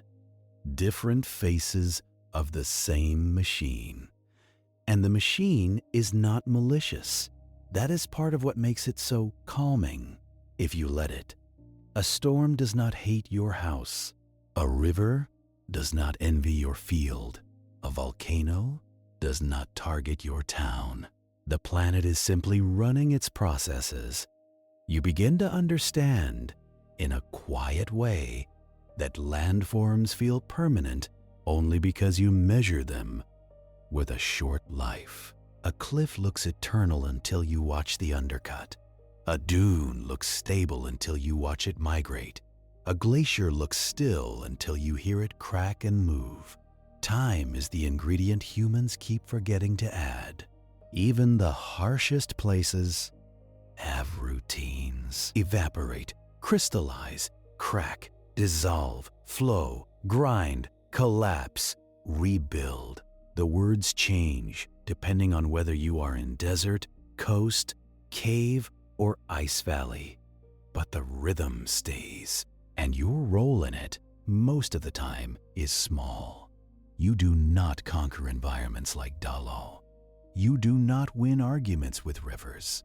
You do not outlast coastlines. You visit briefly while the earth continues working. Somewhere in the distance, beyond your circle of starlight, there are other edges of the map doing their slow transformations. A coastline slumping grain by grain into the sea. A mountain range rising by the thickness of a fingernail. A new crack opening in a rift too small to notice without instruments. A patch of permafrost softening. turning solid ground into sponge. The changes are quiet enough that you can ignore them, which is exactly what humans tend to do. And yet, if you stay awake long enough to listen, you notice that stillness is mostly an illusion. The ground beneath you expands and contracts with temperature. Moisture moves through soil. Roots pry at cracks. Rock weathers into dust. Dust becomes soil. Soil becomes sediment. Sediment becomes stone. Given enough pressure and enough time, the planet is always turning one thing into another. You let your attention drift across deep time because it is easier than trying to hold on to any single moment. You imagine ancient seas covering what is now desert. You imagine ice sheets pressing down on continents, then melting away, letting the land rise back up. Isostatic rebound, the term, which sounds like exercise equipment. In human terms, it is the ground slowly standing back up after being crushed for thousands of years. You imagine coastlines shifting with sea level, not once, but many times. During ice ages, sea level falls as water is locked in ice. Land bridges appear, islands connect, animals migrate. Then ice melts, sea level rises, and the bridges drown again. Maps breathe in and out with climate. You imagine deserts expanding and shrinking with changing wind patterns, rivers changing course, capturing each other, abandoning valleys, volcanoes building islands, then surrendering them to waves. You begin to see the Earth not as a static globe, but as a restless surface of moving material, rearranging itself in slow loops. And because you are human, you cannot help placing your own life against that scale. A single lifetime, a thin line, a few decades of attention, a small span in which a coast seems stable, a mountain seems permanent, a desert seems eternal. But the Earth measures in longer units. It measures in repeated cycles and in accumulated results. You sit with that thought for a while, letting it settle like silt in still water. The planet does not rush. It does not need to. It has time. And somewhere, not far away in the grand sense, there is a strange place on the map where water and rock and gravity make a new kind of quiet problem. A place where the ground looks dependable until it suddenly is not. Where the surface gives you every reason to trust it, right before it reminds you what it is made of. You walk toward that dependable-looking ground, and you realize it has a particular smell: wet stone, cool air, and something faintly metallic. The surface is grassy, maybe even inviting, the kind of place where you would set down a backpack and assume the Earth is doing you a favor. But you are not standing on generosity. You are standing on a roof. Karst country does not always announce itself with dramatic sinkholes and obvious caves. Sometimes it plays the long game. A gentle meadow, a quiet patch of forest, a road that runs straight and confident across limestone. All of it can be supported by a hidden architecture of empty space. Below you, rainwater has been doing paperwork for thousands of years. It collects CO2 from soil, becomes slightly acidic, and slides into microscopic cracks. It is not strong acid. It is patient acid. It dissolves calcite a molecule at a time, widening fractures the way a slow rumor widens a story. At first, the limestone just becomes more porous. Then, pores connect. Then, thin seams become conduits, Then conduits become tunnels, and eventually, without any warning you would respect, a ceiling can thin too far. Sometimes the collapse is gradual. The soil sags a little each season, the way an old mattress slowly gives up. Sometimes it is sudden, especially after heavy rain, when water adds weight to the soil and also washes away the last supporting grains. The ground that held you yesterday becomes an opening today. Congratulations, you found a place where the earth can misplace itself. What makes karst feel like a quiet problem is that it is not one hole. It is a whole style of landscape. Water does not always flow on the surface here because it has found easier routes underground. Streams can disappear into swallow holes, a polite name for a place where a river simply gives up on daylight. You watch a creek slide into a dark crack between rocks and vanish without drama. Downstream, the channel is dry, lined with rounded stones and leaves that never reach the sea. The water is still moving, just out of sight, traveling through the limestone like a hidden subway system. And somewhere else, it comes back. A spring appears at the base of a hill, cold and clear, as if it was always meant to be there. The spring is not magic. It is the same creek, returning with a different attitude. Karst can make navigation feel strange, even to water. Surface watersheds, the boundaries you draw on maps, can be unreliable. Underground, water can cross what looks like a ridge because the real drainage divide is inside the rock, not on top of it. That is why karst regions often have big springs. Water collects unseen, sometimes for miles, then is forced out where the geology changes, or where a valley cuts down far enough to intersect an underground flow path. The spring can be steady, cool in summer, warmer in winter, a stable output from a hidden reservoir. Stable until it is not, because karst water moves fast through open channels. It does not get filtered the way it does through sand and gravel aquifers. Pollution can travel quickly. A spill on the surface can become a problem at a spring hours later. In human terms, the landscape has plumbing, and it is not installed with safety in mind. You can see why people are drawn to karst anyway. The soils can be fertile where they collect in pockets. Springs offer reliable water. Caves offer shelter, history, and temperature that stays almost the same all year. Humans have lived around caves for a very long time because caves are dependable in a way weather is not.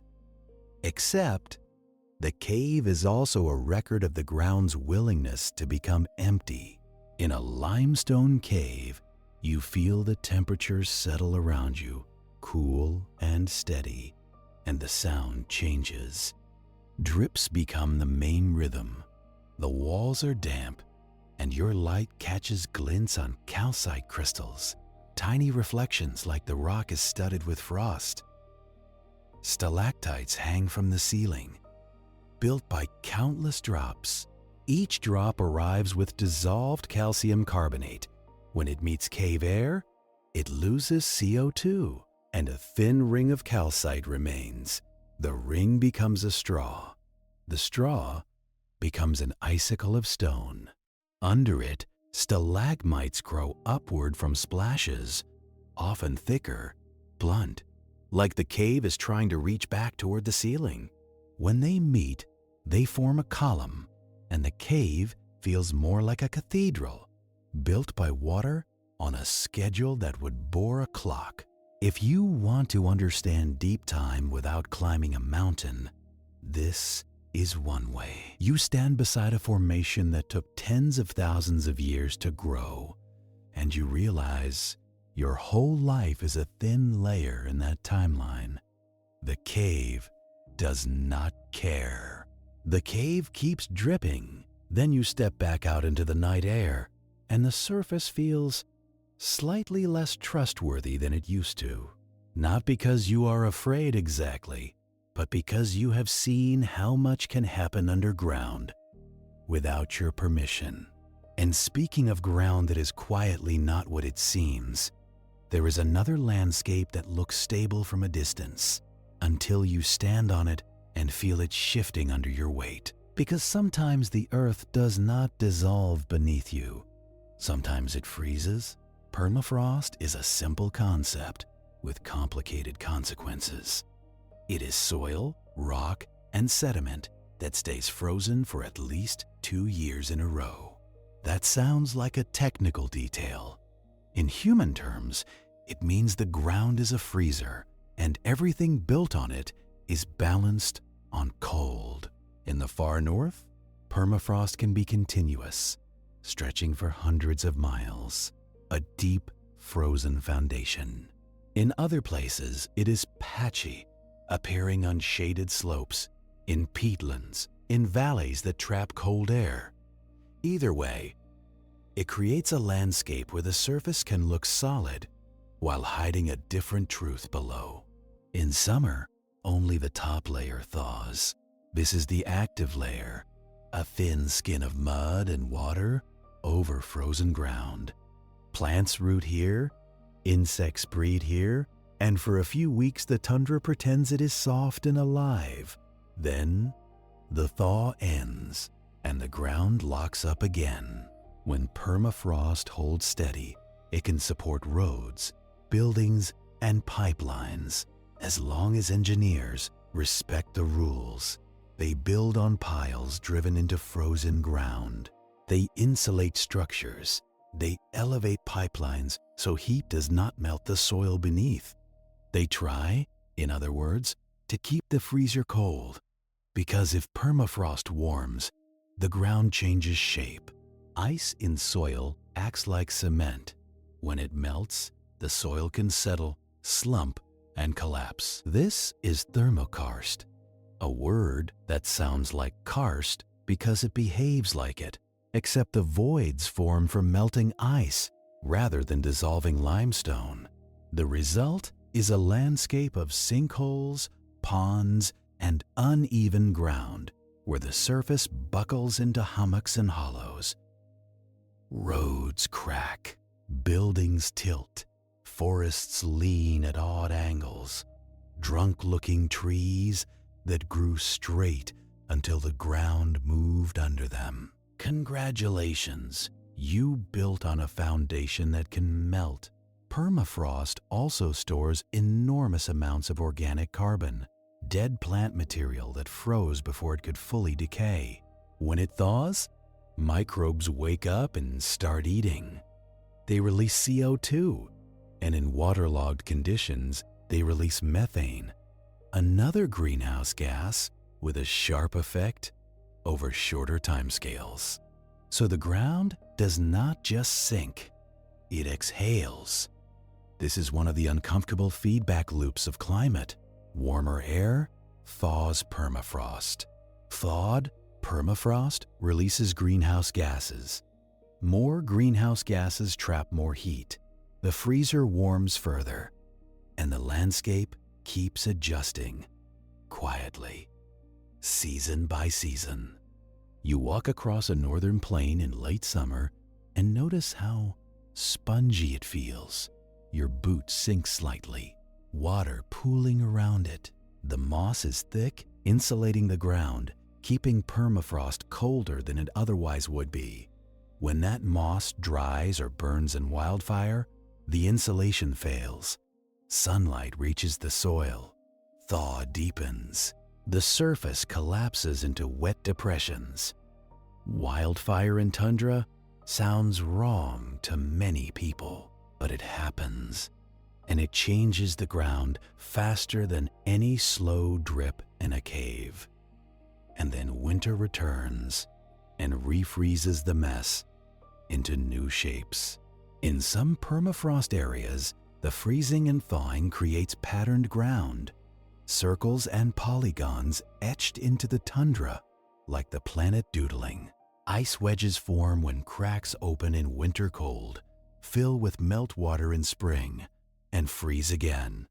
Over years, wedges grow, pushing soil aside and building raised edges. From above, it looks like giant honeycomb.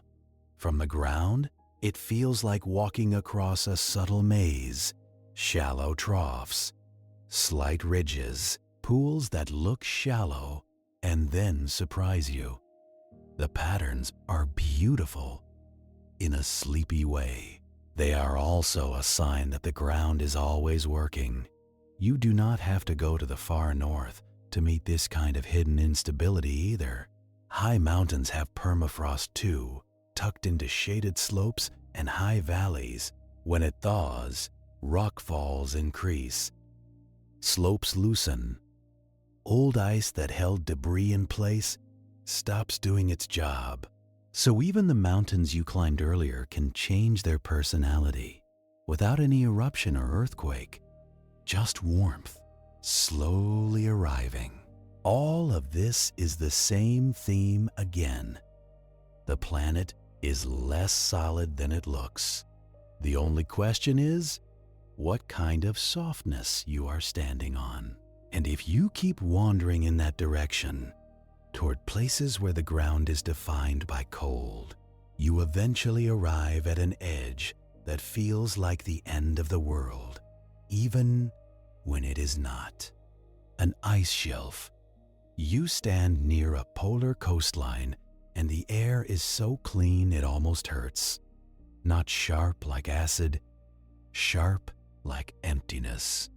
The light is strange too, bouncing off snow and ice until shadows feel thin and indecisive. Ahead of you, the glacier meets the sea, but it does not end neatly at the waterline. It extends outward as a floating platform of ice attached to the land. That is an ice shelf, the seaward extension of a grounded ice sheet. It looks like solid land. It is not. It is floating, thick enough to feel permanent, but buoyant enough to move with tides. Underneath, seawater circulates, not warm in the way you imagine warmth, but warmer than the ice needs. It melts the shelf from below. This is basal melting, one of the quiet ways ice can disappear without any dramatic surface melt. Ice shelves matter because they buttress glaciers. They act like a doorstop. They slow the flow of inland ice into the sea. When an ice shelf thins or collapses, the glaciers behind it can speed up, delivering more ice to the ocean. That inland ice, when it melts, raises sea level, not as a splash, as a slow rearrangement of every coastline you have ever trusted. Ice shelf collapse can look sudden. A shelf can fracture into plates, then into a field of bergs over weeks or days after thinning for years. From above, it is a sheet turning into confetti. From the coast, it is a horizon changing shape. The collapse is loud in pieces, cracking and booming. But the real work happened quietly first. Meltwater filling crevasses, flexing with tides, melting from below. Congratulations, you watched stability fail in slow motion and then in a hurry. On the sea, the broken ice drifts. It is carried by currents and wind, and it melts as it goes, returning fresh water to salt water. That fresh water can change ocean circulation locally because it changes density. In polar regions, dense, cold, salty water sinks and helps drive global currents. Add fresh water, and you can make the surface less willing to sink. The ocean has its own plumbing, just like karst, and it also responds badly to sudden changes. Sea ice is different again. It freezes and melts each year, forming a skin on the ocean. Sea ice affects how much sunlight the planet absorbs. because white ice reflects light, while dark water absorbs it. When sea ice shrinks, more heat enters the ocean. The ocean warms, and ice shrinks further. You have seen this theme before too. Feedback loops, small changes that invite larger ones.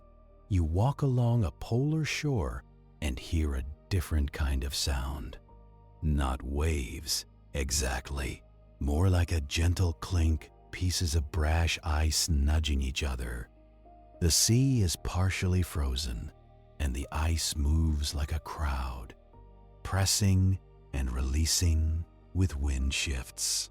Somewhere out there, a seal breathes through a hole. A polar bear follows scent trails across a surface that is not guaranteed to stay. And your mind, being human, keeps returning to the same question. How do people live beside a landscape that is melting and moving and cracking?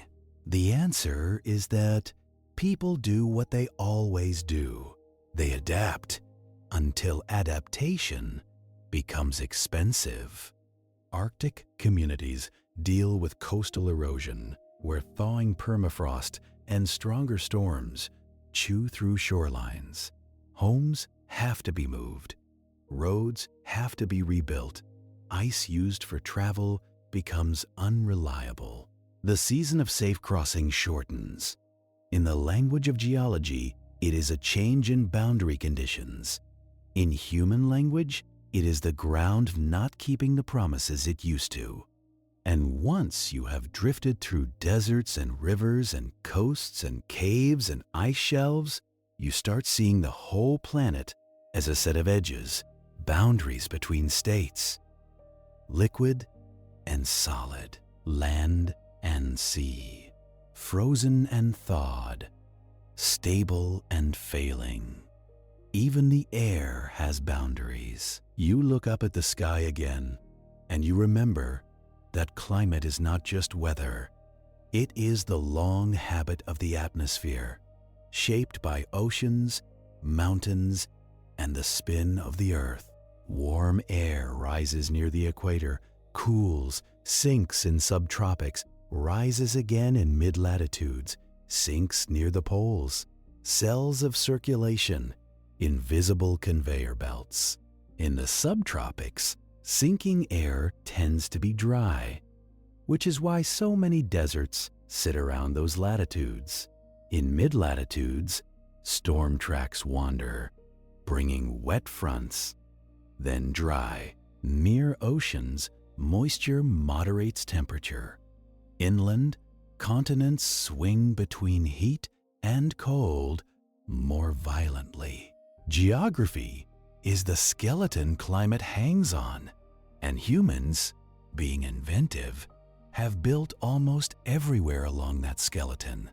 On floodplains, on deltas, on volcanic slopes, on permafrost, on coasts that retreat, on karst that hollows. We build because the present moment looks stable enough, and because memory is short. A city skyline at night is proof of confidence, but it is also proof of forgetting. You let your thoughts return to the Afar region for a moment, because it holds the beginning of this story.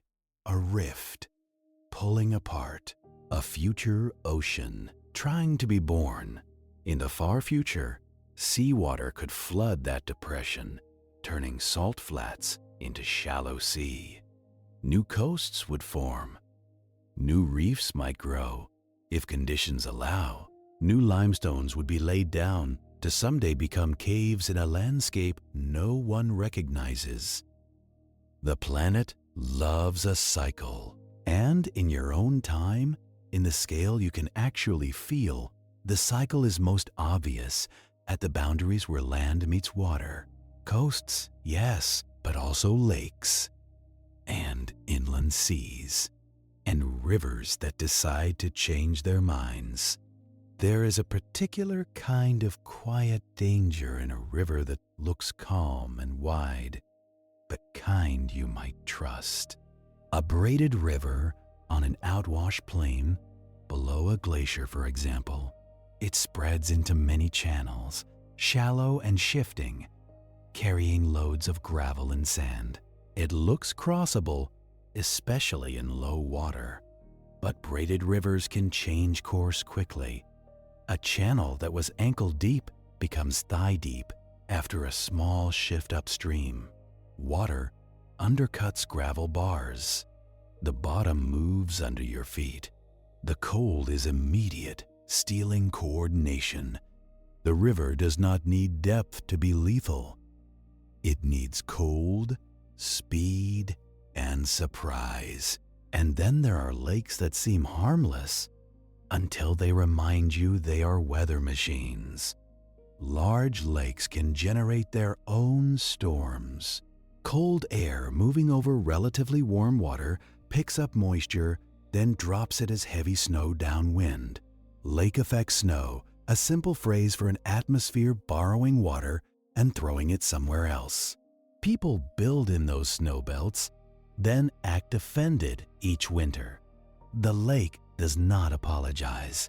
On the other end of the spectrum, there are lakes that are disappearing. Inland seas shrinking as rivers are diverted for irrigation, leaving salty flats behind. The Aral Sea is the famous example. Once vast, now fractured into smaller basins with fishing ports stranded miles from water. The exposed seabed becomes a source of dust storms, carrying salt and chemicals from agricultural runoff. Fields downwind get salted. Human lungs get dusted. A sea becomes a desert, and the desert is not clean sand. It is residue. Congratulations! You made a coastline retreat without the ocean's help. Even that, though, fits the Earth's indifferent accounting. Water always moves to lower places. If you take it upstream, the downstream shrinks. If you dam sediment, deltas sink. If you warm air, ice melts. If you build too close to an edge, the edge keeps moving. The planet does not punish. It balances. You keep staring into the dark above your plane, letting the immensity of it flatten your thoughts into something simpler, a slow drift. No need for a single moral, just a recognition that everything you walk through tonight is connected by motion, and sometimes the motion is so slow it feels like stillness. Continental drift, isostatic rebound, the slow bending of crust under the weight of water or ice, subsidence in basins as sediments compact, uplift along faults, all of it measured in millimeters per year, the kind of numbers that sound harmless. Millimeters become meters if you give them time. Even rock flows in its own way. Under enough pressure and heat, deep crust can deform plastically, folding instead of breaking, moving like thick caramel over millions of years. Metamorphic rocks form down there, minerals rearranging under stress, records of old collisions written in crystal. You will never see most of that directly, but you see the results. Mountain belts, folded strata, fault scarps, volcanic arcs, rift valleys, basins filled with sediment that used to be mountains. The surface is a translation of deep forces, and you, tonight, are just passing over it. Like weather, you notice how that thought changes the feeling of danger. Dallol was dangerous. Yes, acid, heat, gases, thin crust, but it was also honest. It looked wrong, and it was wrong. It warned you in color and smell. The more unsettling hazards are the ones that look normal. A meadow over a cave, a road over thawing permafrost, a beach that seems wide enough until one storm takes it, a quiet volcano with fertile soil. Normal is often just a temporary setting. You keep following that thread, and it leads you to another kind of deceptively calm place, one that looks like solid ground, but is really a slow river of soil. A hillside after heavy rain. On a slope, gravity is always applying gentle pressure. Most of the time, friction and roots and the strength of the soil resist it. But when rain saturates the ground, it adds weight and reduces friction. Pores fill with water, pressure builds, and grains lose their grip on each other. Then the slope can fail. Sometimes it is a landslide that moves as a coherent block, trees tilting together like a crowd leaning. Sometimes it is a debris flow, a slurry of mud, rocks, and broken vegetation rushing downhill like wet concrete. Sometimes it is a rockfall, individual stones released from freeze-thaw cracks. You can hear a debris flow before you see it, a low roar, like a truck approaching in the dark. Then it comes around a bend, not quite water, not quite land, carrying boulders like toys. It does not need to be huge. It only needs to be faster than you are, and heavier than anything you can stop. Mountain communities learn this lesson repeatedly. Build fans at the mouths of gullies where debris has been deposited again and again for thousands of years, because the land is flat there and water is nearby. Then act surprised when the gully delivers more debris. The fan is not a decorative feature, it is a history book. In volcanic regions, lahars are a special category of this problem. Volcanic ash and loose material mix with water from rain or melting snow, forming fast mud flows that follow river valleys. They can happen during eruptions, but they can also happen afterward, years later, when a storm remobilizes old ash deposits. The volcano can be quiet and still send mud down its valleys.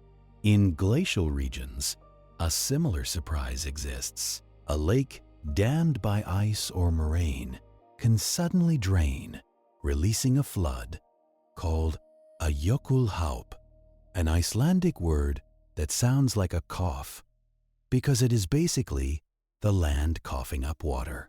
These events can carve channels, destroy bridges, rearrange plains, and they can happen with little warning because the dam is not concrete. It is ice or loose sediment, and it fails when it feels like it. You see the pattern. Water, again, as the patient worker and occasional sudden thief. Even wind has its versions of this. In dry places, dust storms can build with a wall of brown air, pushing across flats like a tide. In some deserts, wind can strip fine sediments and leave behind gravel, a desert pavement that looks stable, even polished. But that pavement is armor. Under it there can be finer material, and under that, salts, and under that, more voids. Landscapes are layered, and the surface is often the least important part. You start to feel, maybe, why geography is oddly comforting. Not because it is safe, because it is consistent. The same physics repeats, in different costumes. Water dissolves, freezes, flows, and falls. Rock lifts, breaks and weathers. Heat rises, gravity pulls, wind sorts, and life, including you, tries to fit into the gaps between those habits. You let your mind drift back to that wide night plain again, because it is a good place to hold all these thoughts without having to solve them. The air is cooler now. The ground releases the last of its stored warmth. Somewhere far off, a small animal moves through grass, and the sound is tiny and complete. Above you, the stars continue to look fixed, even though the Earth is turning you away from them, 1 second at a time. The planet's changes are slow enough to feel like nothing is happening until you remember everything you have already seen tonight. Candy-colored crusts forming in Dallol's heat, a continent pulling apart in Afar, salt flats stealing water from your skin, rivers carving valleys and building deltas, waves sawing at cliffs, reefs building fragile walls, limestone dissolving into emptiness, mountains lifting into thin air, ice grinding rock into flour, volcanoes leaking heat through cracks, and now quiet ground that can collapse, thaw, or slide. It is not a list of horrors. Exactly. It is a catalog of motion. And if you stay with that thought a little longer, you can almost feel the next pivot arriving, the way one landscape implies another.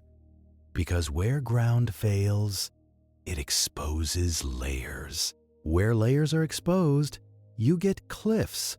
Where cliffs meet weather, you get more erosion. Where erosion moves sediment, it builds new plains. Where plains collect water, they become wetlands, then sediments, then stone. The night holds all of that patiently. You lie there, not concluding anything, just letting the planet remain unfinished in your mind, because it is unfinished in reality. The next place you would wander to is already being shaped right now, somewhere in the dark, by the slow insistence of water and gravity. And the first hint of it